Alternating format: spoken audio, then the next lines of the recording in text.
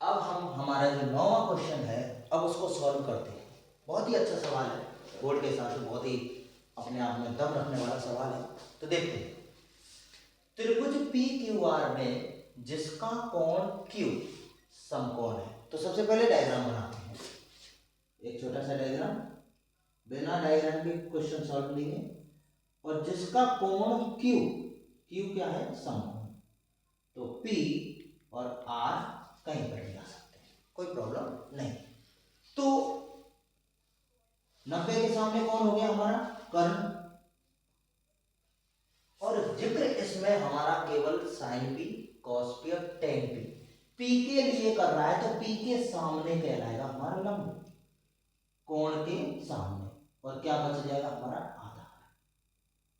अब देखिए, ठीक है, तो सबसे पहले कह रहा है इसमें P R plus Q are बराबर 25, यानी कि पी आर यानी कर्ण और क्यू आर यानी लंब, इन दोनों का जो टोटल है वो 25 है। तो हम इसको लिख लेते हैं, हल करेंगे। तो P R plus Q are बराबर 25, ठीक है, ये हम मेंशन कर लेते हैं, कहीं पे काम आ सकता है। और हमको दिया उसने पी क्यू बराबर 5, हम यहां पर पी क्यू को लेंगे, तो पी क्यू है हमारा 5, ठीक है। देखिए, केवल हमें एक चीज दे रखी है 5 की, और इन दोनों का टोटल दिया उसने 25। लेकिन हमारा काम क्या है? यदि इन तीनों में से कोई भी गायब होता है तो हमारी पाइथागोरस की प्रमेय काम आती है। तो कौन सी है पाइथागोरस? कर्ण स्क्वायर बराबर लंब स्क्वायर प्लस आधार। अब कर्ण का नाम कुछ है नहीं, तो हम इसका नाम लिख लेते हैं, पी आर का वर्ग बराबर लंब कितना है? Q R. क्यू आर नहीं है पता हमें, लेकिन आधार का मान उसने कितना दिया है? 5। तो 5 का वर्ग। अब देखिए, ये दोनों चीज हमें पता नहीं है, अज्ञात है, तो अज्ञात है तो बराबर के एक तरफ होनी चाहिए, यानी पक्षांतरण कर लेते हैं। तो पी आर का वर्ग माइनस हो गया क्यू आर का वर्ग, बराबर कितना हो गया? ये 5 का वर्ग 25। अब दोनों तरफ वर्ग है, ठीक है, तो दोनों तरफ यदि वर्ग होता है तो एक सर्वसम्य का काम आती है ए स्क्वायर माइनस बी स्क्वायर, यानी ए प्लस बी और ए माइनस बी, एक बार जोड़ना और एक बार घटाना, तो वहां पर इसका प्रयोग करते हैं। तो P R plus Q R और P R minus Q R, इसका मतलब बराबर कितना दे रखा है? 25। अब देखिए, P R plus Q R, इन दोनों का टोटल उसने हमको पहले ही दे रखा है 25, तो हम यहां पर इसका मान भी रख देते हैं। तो P R minus Q are बराबर 25। अब यहां पर हो रहा है इसका गुना, तो पक्षांतरण में हो जाएगा इसका भाग। तो P R minus Q are बराबर आ गया हमारा 25 बटे 25। तो P R minus Q are बराबर आ गया 1, यानी 25 में 25 का भाग दिया तो 1। अब किसी एक का मान निकाल लेते हैं, तो यहां से हम निकाल लेते हैं पी आर बराबर 1 प्लस क्यू आर, ठीक है। अब देखिए, ये हमने पहला काम किया था समीकरण 1 और ये समीकरण नंबर 2, तो समीकरण 1 का प्रयोग हमने कर लिया। अब समीकरण 2 हमारे पास आ गया, तो 2 में एक चीज, एक भुजा का मान हमें पता है, तो जब हमें एक भुजा का मान पता हो जाता है तो उसके बाद उस समीकरण को पहले वाले में रख देते हैं, ठीक है। तो पहले वाले में रखेंगे तो इसका मान आए, कैसे? पी आर के स्थान पर लिखेंगे 1 प्लस क्यू आर, तो पी आर ये रहा, P R plus Q R, इन दोनों को जोड़ने पर आ रहा है 25। इसका मतलब पी आर की जगह मैं क्या लिख सकता हूं? 1 plus Q are, 1 plus Q R, और ये प्लस में कौन है? क्यू आर, बराबर कितना हो गया? ये 25। क्यू आर कितने हुए? 2, तो 1 प्लस 2 क्यू आर बराबर 25, और 2 क्यू आर बराबर 25 माइनस कितना हो गया? 1, और 2 क्यू आर बराबर कितना बच गया? 24। तो क्यू आर का मान आ गया 24 बटे 2, तो क्यू आर हमारे पास आ गया 12। क्यू आर कितने का हुआ? 12 का। तो इस तरीके से पी आर, एक में यदि हम क्यू आर को जोड़ेंगे तब आएगा हमारा पी आर। तो पी आर का मान यहां से निकालें, तो 1 + 12 बराबर कितना आ जाएगा 13। देखो ये मान हम यहां रख देते हैं, पी आर का मान है 13 और क्यू आर का मान है हमारा 12। अब देखिए हमारा काम था तीनों चीज पता करना, तो तीनों चीज पता कर ली।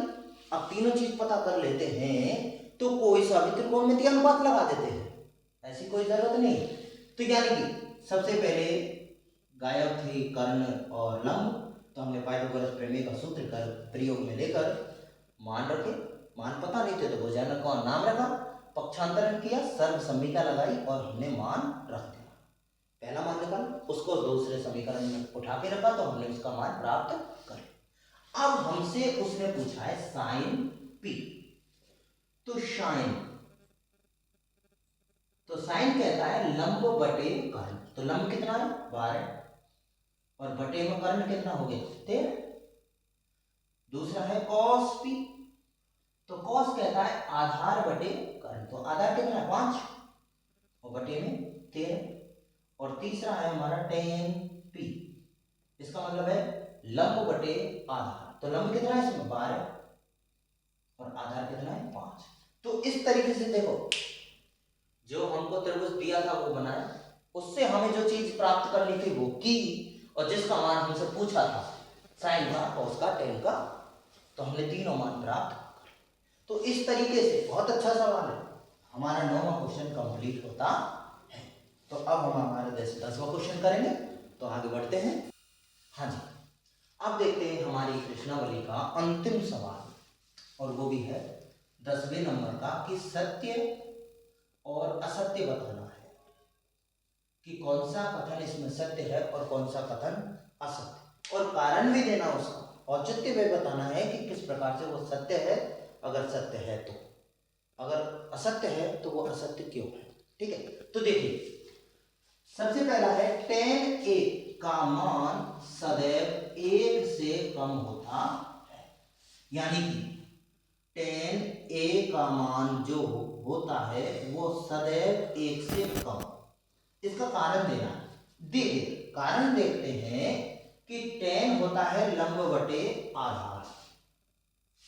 अब 1 से छोटा कब होगा, जब आधार होगा हमारा बड़ा और लंब होगा हमारा छोटा। इसका मतलब तो यही हुआ, 1 से छोटा कब होगा, जब आधार होगा हमारा बड़ा और लंब होगा हमारा छोटा। लेकिन ऐसा जरूरी नहीं है कि लंब छोटा हो आधार बड़ा हो, ये कतई बिल्कुल सही नहीं है। हमारा लंब बड़ा भी हो सकता है और आधार छोटा भी हो सकता है। ठीक है, तो हम ये नहीं कह सकते ही कि tan का मान सदैव 1 से छोटा मिलेगा, नहीं, tan का मान 1 से बड़ा भी मिल सकता है। तो इसलिए ये जो पहला कथन है ये हमारा क्या हुआ, असत्य। क्यों, क्योंकि जो tan का मान है वो 1 से छोटा भी हो सकता है, 1 से बड़ा भी हो सकता है। ठीक है, तो ये हमारा पहला सवाल होता है, जिसका कारण क्या है कि tan का मान 1 से छोटा या फिर 1 से बड़ा हो सकता है।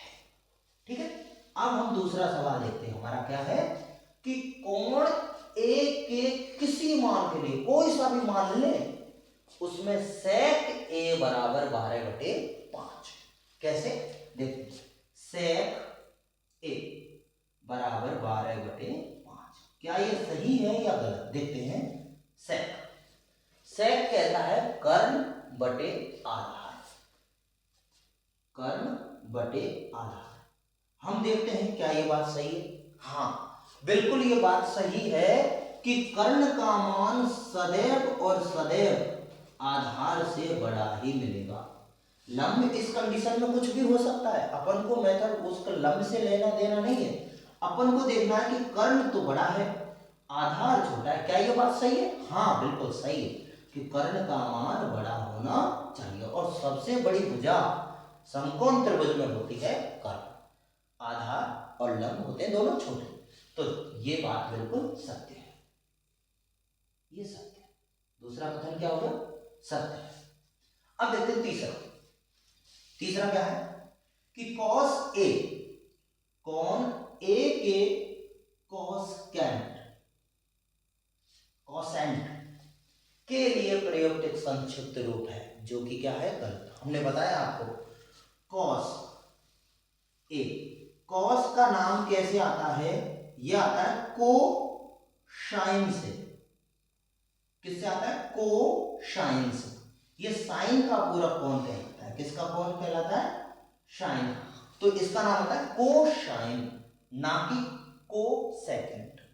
कोसेकेंट होता है कोसेक का, कोसेकेंट किसका होता है, कोसेक।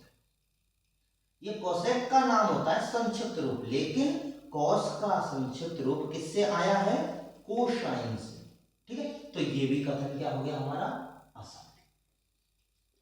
क्यों, क्योंकि कोसेकेंट जो प्रयुक्त होता है वो कोसेक के लिए प्रयुक्त होता है, ना कि कॉस के लिए। कॉस के लिए पूरा नाम क्या होता है, कोसाइन। ठीक है, अब देखिए इसी प्रकार से हम अगले सवाल पे चलते हैं। चौथे नंबर पे कॉट ए, कॉट और ए का गुणनफल, गुना। क्या हम इस कॉट ए को कॉट गुना ए लिखते हैं, नहीं, बिल्कुल नहीं। क्यों, क्योंकि कॉट एक त्रिकोणमितीय अनुपात है, और उस अनुपात का पता लगाने के लिए ए उसका क्या है, कोण। तो कोण कभी भी इसके गुना में नहीं आता है, तो इसलिए ये क्या होता है हमारा गलत। ये भी क्या हो गया हमारा असत्य।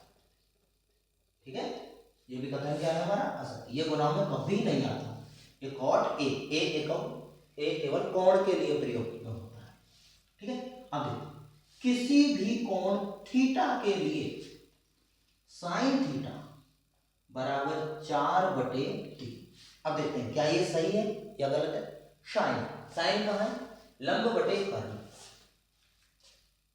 अब देखिए लंब का तो मान है 4 और कर्ण का मान है 3, लेकिन अभी हमने बताया कि एक समकोण त्रिभुज में कर्ण सबसे बड़ी भुजा होती है लंब और आधार से भी। तो लंब और आधार होने चाहिए छोटे और कर्ण होना चाहिए हमारा बड़ा, लेकिन इस सवाल में हम देख पा रहे हैं कि कर्ण का मान छोटा आ रहा है, तो ऐसा समकोण त्रिभुज पॉसिबल नहीं है, इसलिए ये कथन भी क्या है हमारा असत्य। ठीक है, तो देखिए इस प्रकार से हमारे जो 5 क्वेश्चन यानी सत्य असत्य के पूछे वो एक बार रिपीट कर देते हैं हम उसको, कि क्या है कि tan a का मान 1 से कम भी हो सकता है, 1 भी हो सकता है, या फिर 1 से ज्यादा भी हो सकता है, इसलिए ये कथन क्या है असत्य। कोण a के लिए किसी मान के लिए sec a का मान जो है 12/5 यानी कर्ण बटे आधार, यानी कि कर्ण का मान बड़ा होता है, इसलिए सही है, बिल्कुल सही कह रहा है। और कॉस का जो संक्षिप्त रूप प्राप्त होता है वो कोसाइन से प्राप्त होता है, ना कि कोसेकेंट से। कॉट ए ना कॉट और ए का गुणनफल नहीं होता है, और किसी भी थीटा के लिए साइन 4/3 नहीं हो सकता। क्यों, क्योंकि कर्ण का मान 4/3 जा रहा है छोटा। तो इस तरीके से हम हमारी 8.1 के प्रत्येक सवाल यानी 10 सवाल हमने यहाँ पर किए। ठीक है, तो आगे की क्लास हम आगे देखेंगे 8.2। ठीक है।